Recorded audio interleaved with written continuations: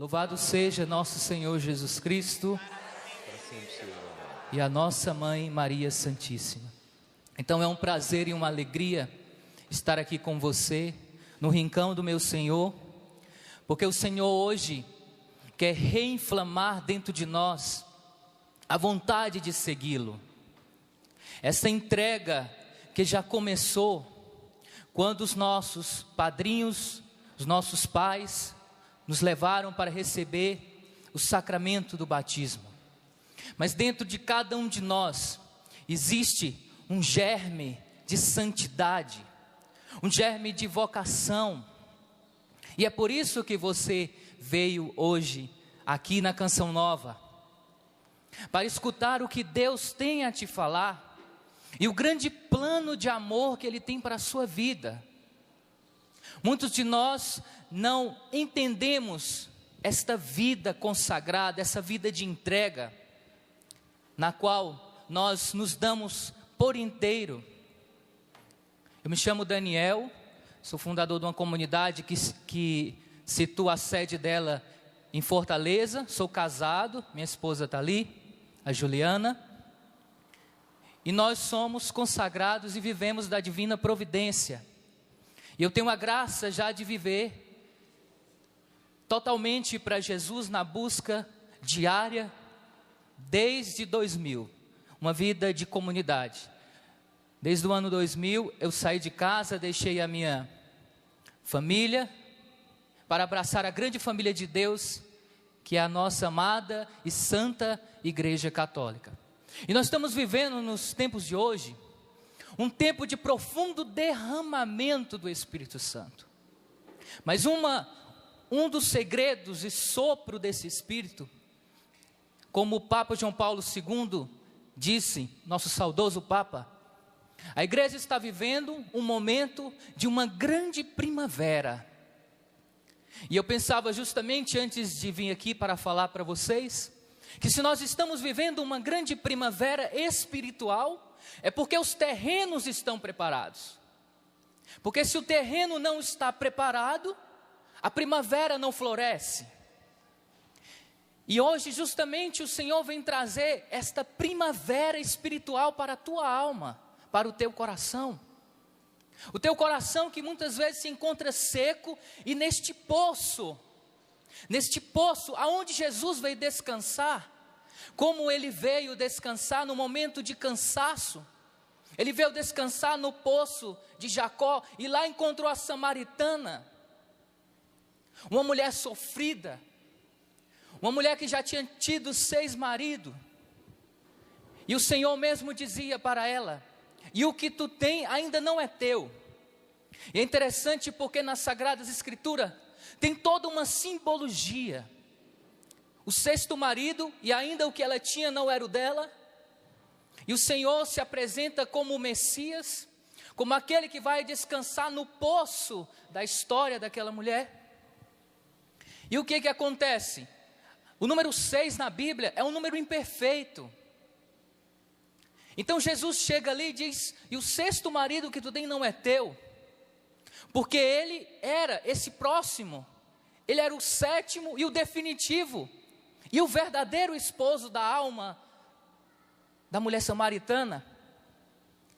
Porque o número 7, como um número perfeito, Jesus veio naquele momento e desposou a alma da boa samaritana. E ali definiu uma vocação esplendorosa a ponto de ela ir na cidade falar de Jesus e a cidade inteira ser tocada pelo poder da graça. Porque Jesus quis dizer este amor esponsal, a qual a igreja prega que todos nós somos a esposa do Cordeiro.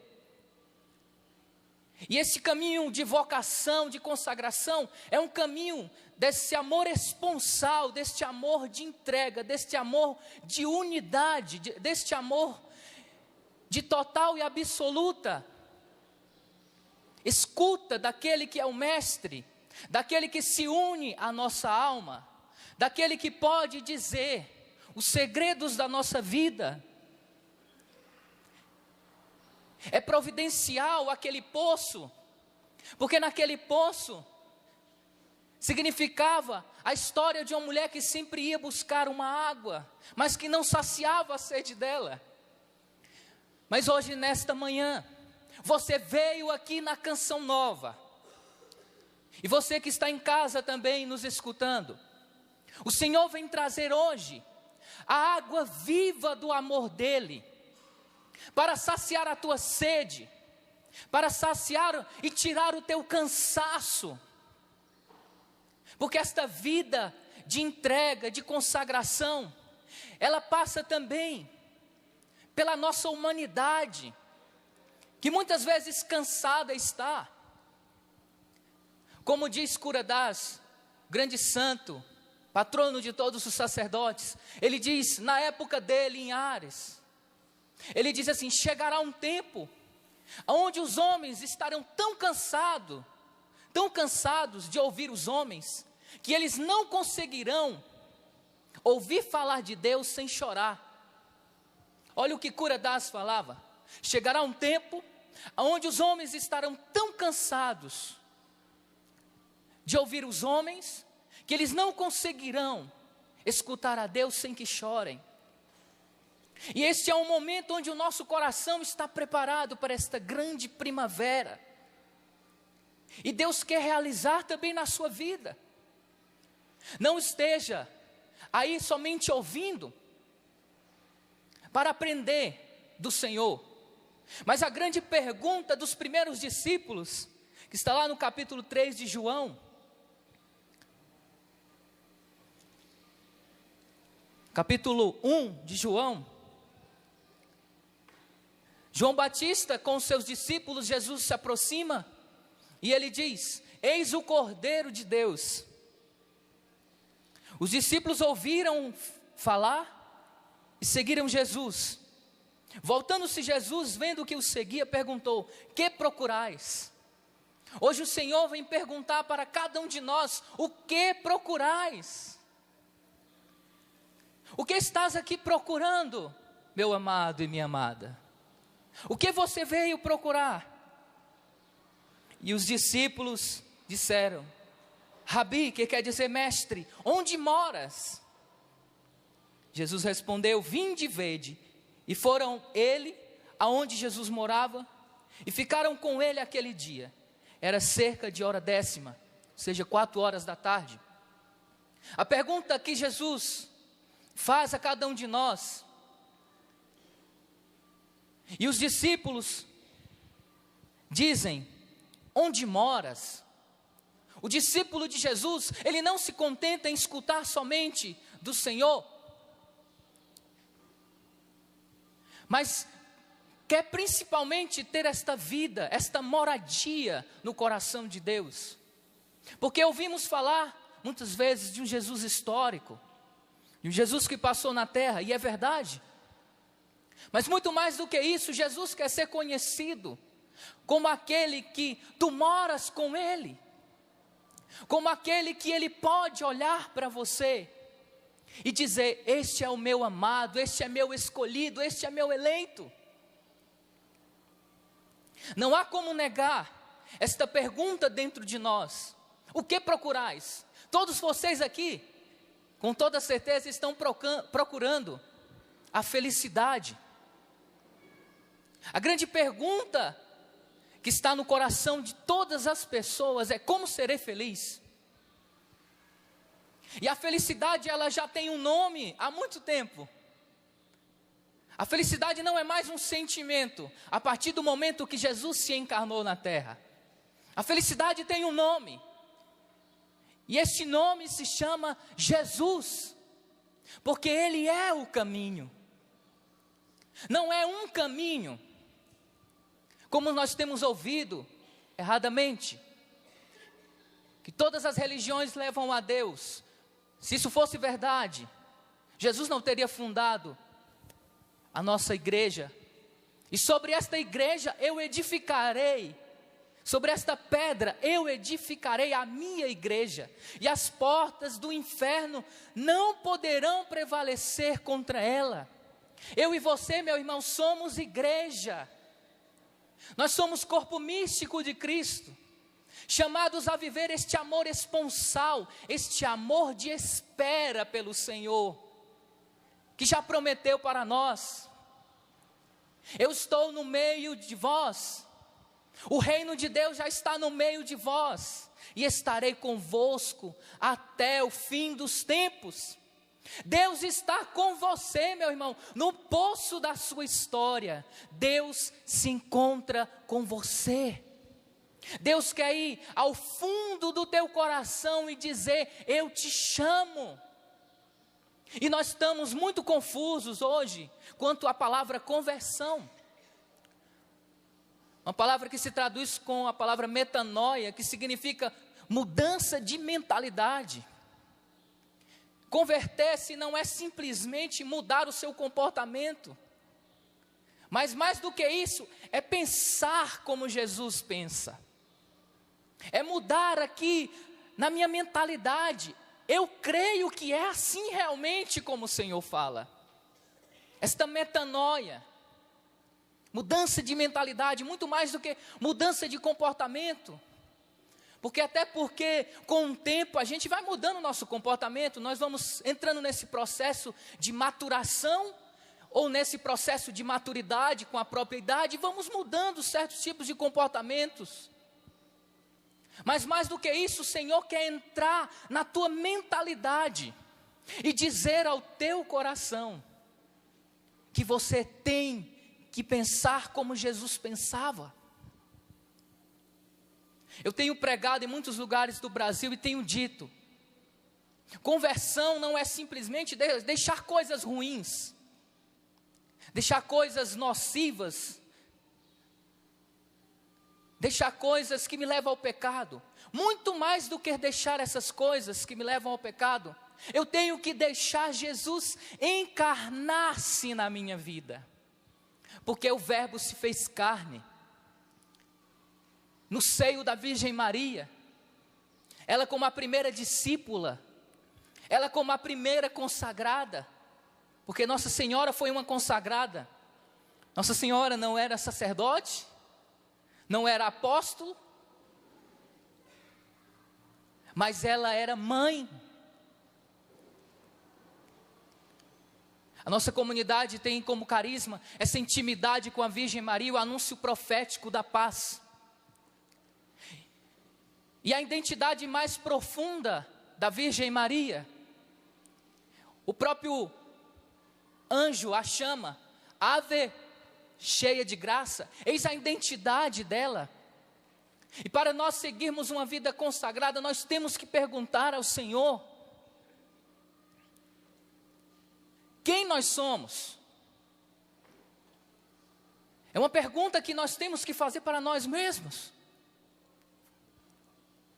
Santa Teresinha e São Francisco de Assis dizia: eu sou aquilo que Deus pensa de mim. Porque quantas pessoas feridas na sua autoimagem, porque elas têm escutado que ela não presta, quando criança recebeu nomes que diminuíam a sua estima, e passaram a ouvir muitas coisas, e até mesmo não saber quem elas são, feridas na sua autoimagem. Eu também sirvo no ministério de cura e libertação em todos os lugares que eu tenho ido, e como eu vejo o coração das pessoas, a maior dor do coração, nesses 12 anos de evangelização que eu tenho atendido as pessoas, é a dor de não se sentir amado. Quando alguém não se sente amado, tudo fica sem sentido. E quando ela se sente amada, ela não precisa de acessórios em sua volta, porque ela teve um encontro com o amor e se deixou ser amar. O grande segredo da santidade, desta busca à vida consagrada, é todos os dias consagrados. Todos os dias você se deixar ser amado. Olhe para o irmão do lado e diz: deixe-se amar. Porque muitos de nós colocamos resistências para não sermos amados. Nós até temos um ditado que diz assim: quando a esmola é grande, o santo desconfia. Ora, se o santo desconfia da esmola grande, nenhum santo teria sido santo, porque o que Deus deu para todos os santos foi uma grande graça na vida deles. Então este ditado não é verdadeiro. Nós temos uma grande dificuldade de receber coisas grandes. E por essa dificuldade da nossa autoestima, nós não acreditamos que o Senhor nos chama a uma vida de entrega absoluta. A vida onde nós buscamos a primazia do amor. E você como casal, você como casado, ou solteiro, celibatário, Deus te chama a viver esta vida, onde Teresa d'Ávila ensina na sua mística. Ela diz que o segredo da oração é deixar-se ser amado. Porque quem não se deixa ser amado, como pode amar? Jesus fala, a boca fala daquilo que o coração está cheio, daquilo que o coração transborda. Então como tu pode transbordar este amor, se no teu coração não tem a absoluta certeza de que tu és amado? Mas Deus te chamou hoje aqui para conhecer esta novidade na igreja. A Canção Nova e muitas outras comunidades espalhadas pelo Brasil têm anunciado este sopro, e esse sopro não pode parar, e não vai parar. Ao contrário do que muitos pensam, a Igreja Católica está recebendo uma grande renovação no seu coração. Mas é a partir do seu coração, é a partir da sua absoluta resposta a Deus, não levantando de maneira alguma esta grande tentação que tem se levantado nos tempos de hoje, que é o relativismo, de que não há uma verdade absoluta. O relativismo é isso. Todo caminho leva a Deus, não há uma verdade absoluta, mas não, existe sim uma verdade absoluta, e esta verdade está na Igreja Católica Apostólica Romana.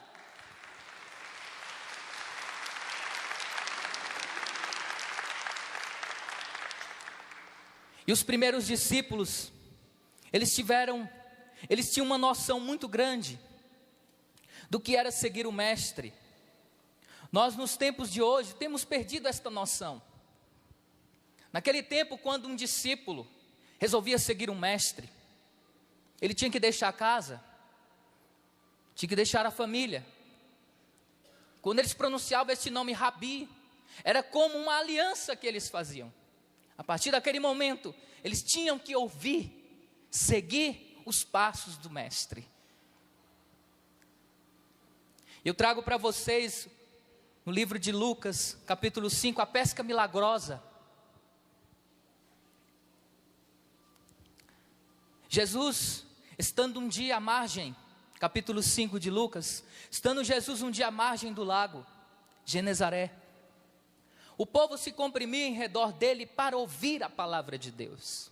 Você veio aqui, irmão, hoje ouvir a palavra de Deus. O povo se comprimia. Era uma multidão que tentava ouvir Jesus. Vendo duas barcas estacionadas à beira do lago, pois os pescadores haviam descido delas para consertar as redes. A nossa vida se encontra muitas vezes assim, no cansaço de ter que costurar, de consertar a nossa história.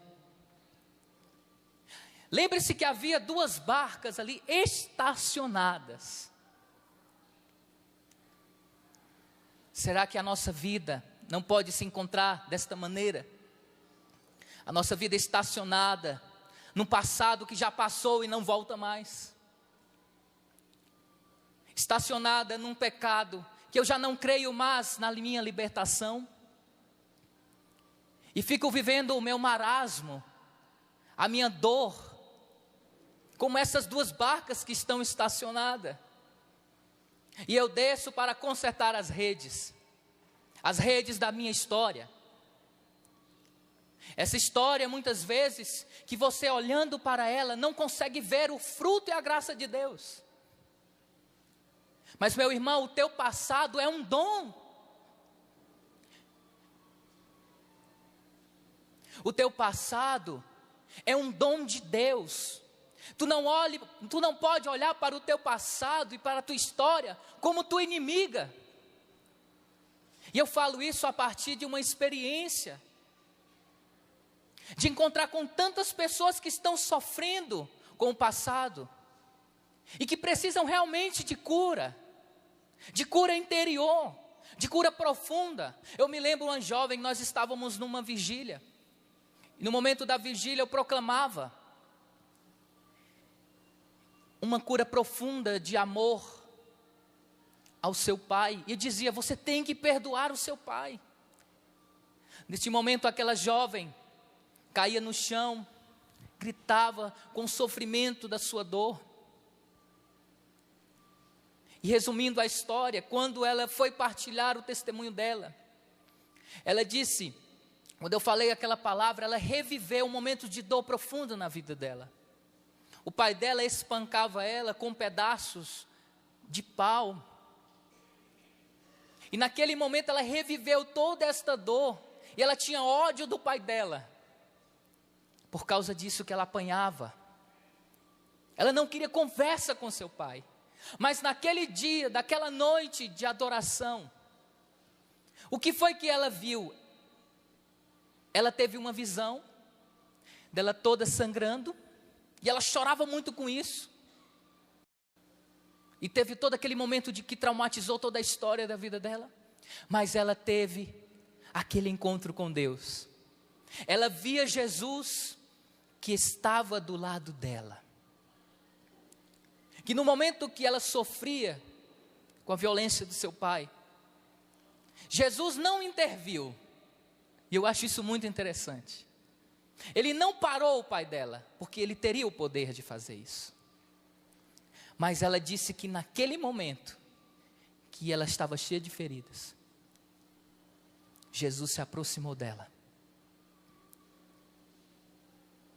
e disse: eu estava com você neste grande momento de dor. E naquele dia, ela disse: eu vou chegar em casa, vou dar um abraço no meu pai e vou dizer: meu pai, eu te perdoo. Meu pai, eu te amo. E é isso que nós temos que fazer, convidar Jesus para entrar na nossa história.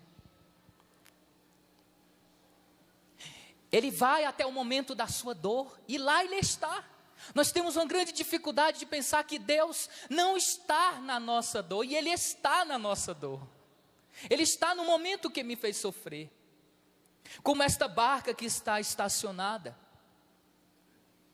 E eles consertavam as redes. Subiu Jesus a uma das barcas, era a barca de Simão, pediu que afastasse um pouco da terra. E aqui tem todo um significado. Quando nós não nos afastamos pela oração um pouco da terra, nós não compreendemos o que Deus quer nos falar. E você veio hoje na Canção Nova, você que está em casa também.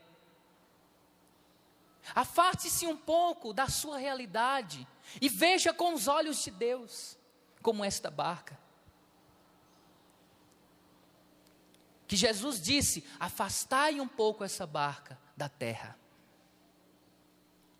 Porque muitas vezes o seu coração e o meu estamos atracados, estacionados na nossa história, esperando que algo maravilhoso aconteça, e esse algo maravilhoso já está acontecendo agora na sua casa, e no seu coração primeiramente. Nós precisamos saber que o que nos reserva é um chamado muito especial. A nossa querida e amada irmã Dulce, que está num processo também de beatificação. Uma vez ela foi pedir uma esmola a um senhor muito rico, mas que se dizia ateu. E na hora que ela bateu na porta para pedir ajuda este homem. O que aconteceu? Na hora que ela estendeu a mão, este homem cuspiu na mão dela, porque ela estava pedindo dinheiro para os pobres. Quando ele cuspiu na mão dela, ela fechou a mão e disse: isso aqui é para mim, agora dai-me algo para os meus pobres. É o grande extraordinário amor de Deus que move essas almas à santidade. E a santidade é possível para você. O Catecismo da Igreja Católica, número 2013, diz: todas as pessoas são chamadas à santidade, e esse caminho de consagração e especial seguimento de Cristo é um caminho de busca de santidade que vai ao encontro da nossa humanidade. Jesus afasta o barco da tua história hoje. Jesus afastou hoje você um pouquinho da sua casa, deixou a sua casa lá e disse: afasta um pouquinho esse barquinho da terra. E ele sentou naquele barco, ensinava da barca ao povo que se comprimia para ouvir uma palavra do mestre. Quando acabou de falar, quando Jesus acaba de evangelizar aquele povo, ele disse a Simão: faze-te ao largo, ou seja, avança mais para o fundo. Deus quer de você esta vida mais profunda na sua fé, uma vida que saia da superficialidade, da mediocridade, da mesmice, da monotonia. E diz: avança, meu filho, avança, minha filha, para um lugar mais profundo.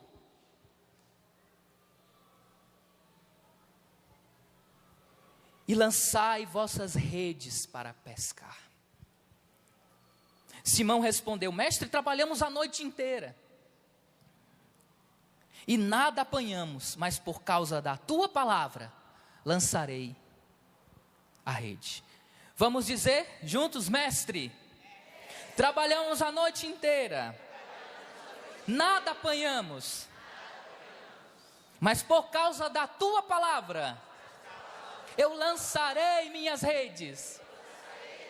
Vamos imaginar esta cena: a noite inteira, Pedro e os discípulos, a noite inteira, jogava a rede, todo mundo joga a rede, puxa a rede, nada de peixe.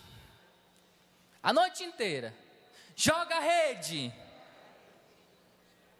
puxa a rede, nada. Imagina isso a noite inteira. Pedro, que conhecia bem aquele lago, Pedro, que na sua mentalidade podia dizer: vamos ali, porque ali é a certeza da pesca. Aí o que Pedro fazia? Os discípulos: joga a rede, puxa a rede, nada. Joga a rede, puxa a rede, nada. Será que a nossa vida não está assim, meu amado? Eu jogo a rede, eu me arrisco, eu dou ali, quando eu vou ver, a vida anda para trás. Porque naquele momento, Pedro ainda não confiava em Deus. Pedro ainda não tinha deixado Jesus ser a causa da vida dele, a razão da vida dele. E quando ele escuta, e acredito eu, Pedro era um pouco atrevido, né? Ele queria muitas vezes passar assim por cima até dos discípulos. Senhor, trabalhamos a noite inteira, mas por que tu está falando? Eu vou fazer o teste. Nós somos muitas vezes assim, queremos provar a Deus. Deus está falando e eu vou fazer o teste. E aquela noite significava a vida sem Deus. É uma vida com migalhas. E nós, como consagrados a uma comunidade, temos que trazer este brilho, a alegria de dizer: nós somos de Deus e somos felizes por sermos de Deus. E nesta noite que se encontra no mundo, uma noite escura está no mundo, mas que ainda existe Pessoas como eu, como você, que veio aqui, que se fazem discípulos. E que Jesus disse: lançai vossas redes em lugares mais profundos. Esta vida profunda de amor e entrega a Deus, Deus chama você a ter. Quanta gente sofrendo no mundo, porque não tem a oportunidade que você que está aqui no rincão, você que está em casa, você que está pela internet, ouvindo essa palavra, não tem essa oportunidade. E veja, nos tempos de hoje, nunca a palavra de Deus foi tão proclamada. Se anuncia Deus pela TV, pela internet, pela rádio, pelo celular. E o povo está ouvindo a voz de Deus em muitos lugares. Mas quanta gente ainda se encontra triste.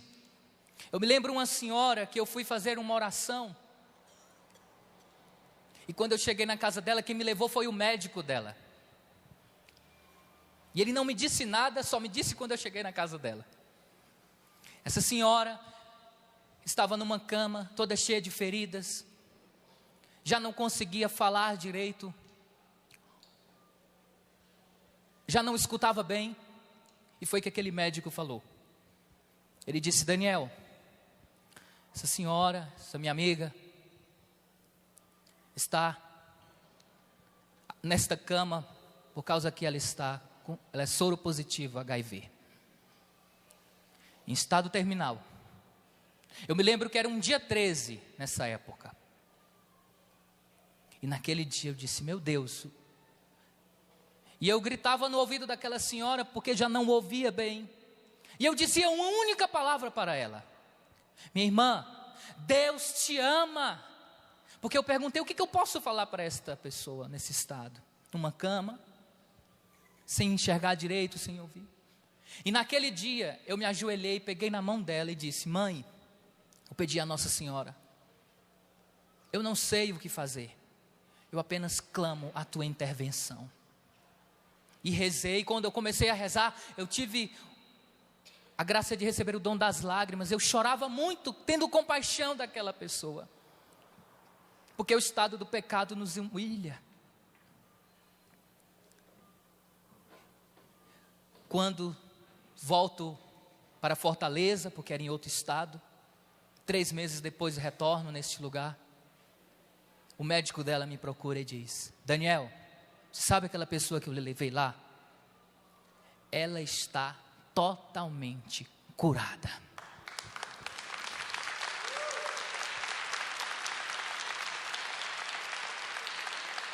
Porque nós, como consagrados, temos que entender que os sinais acompanham todos aqueles que acreditam em Deus. E eu dizia: graças a Deus. E ela já era em outro estado, passeando, estava totalmente curada. O médico dela, que acompanhava ela, que me disse isso. Porque para Deus nada é impossível. E eu tenho certeza que você que está em casa, acamado, doente, sofrido, você espera uma resposta. Mas o Senhor está dizendo hoje: lançai as redes. Eu estou contigo. E Pedro lança a rede, depois de uma jornada, numa noite inteira sem nada. Feito isso, apanharam tanto peixe, em tanta quantidade, que a rede se lhes rompia. E encheram as 2 barcas. E a gente pensa até que foi assim: ele jogou uma vez a rede, aí quando ele puxou, encheu o barco, e depois encheu o outro de tanto peixe que vinha. Não, à medida que Pedro jogou a primeira vez, já veio muito peixe. Depois ele jogou de novo, já veio mais peixe. Não deixava de vir a abundância. Porque o segmento do Senhor, esta vida consagrada é isso. Nós colheremos da abundância de Deus. Eu vim para que todos tenham vida e a tenham em abundância. E quando ele lança a rede mais uma vez e mais peixe, enche um barco, chama o outro barco, que era o barco dos filhos de Zebedeu, encheu o barco quase afunda. É a potência da graça de Deus, quando nos lançamos, quando cremos nesta palavra. E Pedro caiu aos pés de Jesus e exclamou: retira-te de mim, porque sou um homem pecador. Veja a dificuldade de Pedro de ser amado.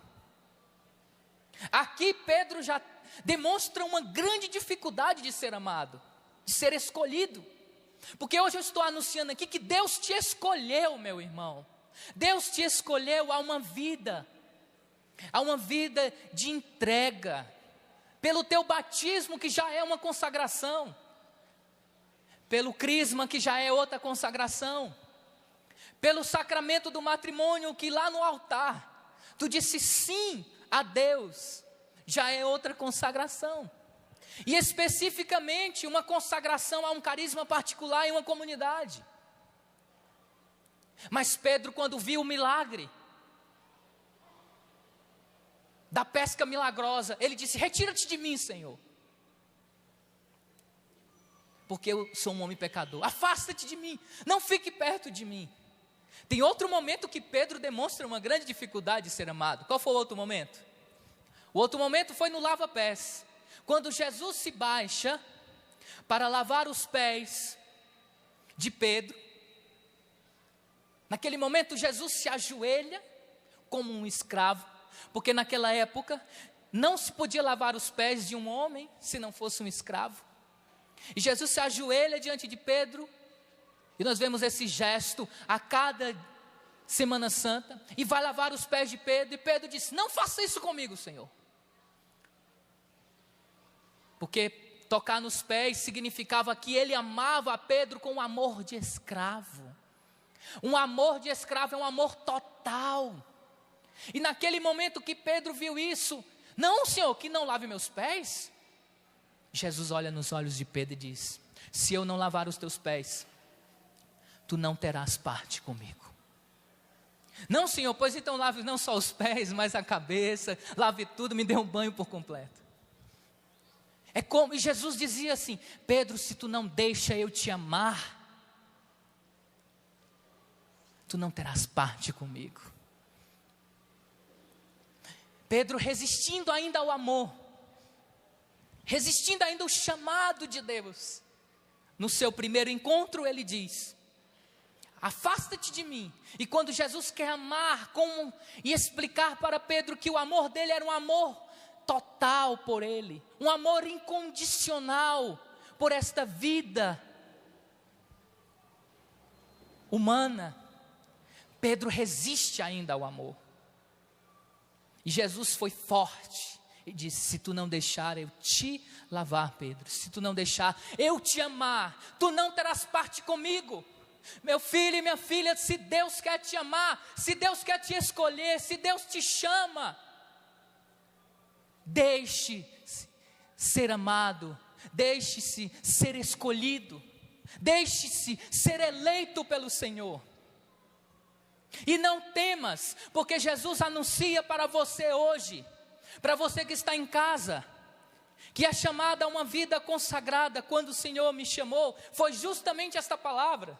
Lá no Ceará, sou de Fortaleza, a gente gosta muito de ficar numa rede, né? Dormir numa redezinha, maravilha. Quem já dormiu aqui numa rede? Não é uma maravilha? Aí um dia eu bem deitadão lá na minha rede, deitado. Era uma época que o Papa tinha lançado aquela carta, acredito no ano 2000, lança-te ao largo, avança para as águas mais profundas. E eu ali deitado na rede, pensando um pouco em Deus, deitado na rede, olha o detalhe, e o Senhor disse para mim no ano de 2000, avança agora para as águas mais profundas. E eu vi todo o significado depois, e naquele dia eu me levantei da rede, depois que eu fui entender, que esta rede significava esta rede, abri a Bíblia e li, E naquele dia eu disse, a partir de hoje, eu vou seguir Jesus totalmente. Deixei minha casa, deixei minha família e fui morar numa comunidade de vida, isso no ano 2000. E até hoje não me arrependo. Hoje, depois encontrei com a Juliana em Brasília, numa pregação que eu fui dar lá.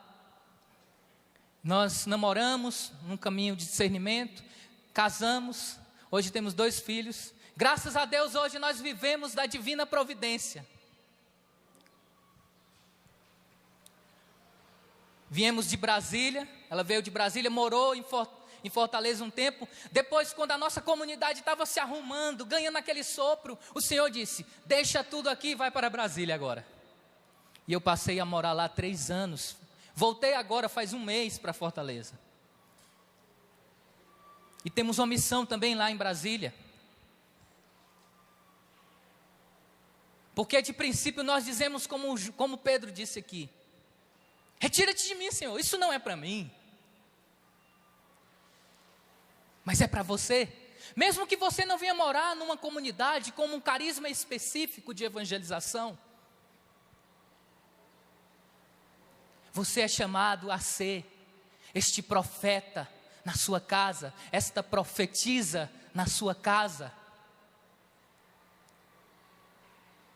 A primeira grande obra de evangelização nasceu da boca da Virgem Maria. Foi o Magnificat. A sua primeira vocação é amar, é adorar a Deus. Como Teresinha do Menino Jesus disse, no coração da igreja, serei tudo, serei o amor. A tua primeira vocação é amar. E do amor é que nasce toda esta graça. E Jesus disse, não temas, Pedro, doravante serás pescador de homens. Quem quer ser pescador de almas aqui? Você já é. Você já é um escolhido, um amado, um eleito. Você é chamado a anunciar o Evangelho. Como o Papa Paulo VI diz, a vocação e a identidade mais profunda da igreja é a evangelização. É para isso que nasceu a Canção Nova, para evangelizar através dos meios de comunicação e tantas outras comunidades. A vocação, a identidade mais profunda da igreja é a evangelização, é essa companhia de pesca, de almas que precisam conhecer a Jesus. O maior anseio do homem é a paz. A maior necessidade do homem é o dom da paz. Eu sempre me perguntava, por que Jesus, depois que ressuscitou, ele não fez um discurso lindo, depois de ressuscitado, e deixou um programa de vida? Mas aí eu descobri, depois que Jesus ressuscitou, um programa de vida. Quando ele ressuscitou, ele disse, a paz esteja convosco. E eu ficava me perguntando, mas o Senhor falou tão pouca coisa, e depois que eu tive a experiência com esta paz, a paz que na Bíblia não é ausência de conflitos, um local que não tem guerra é um local que tem paz, sim, é um local que tem paz, mas a paz da palavra de Deus é muito além do que isso. A paz na palavra de Deus é o próprio Jesus. A paz é uma pessoa. E como nós não temos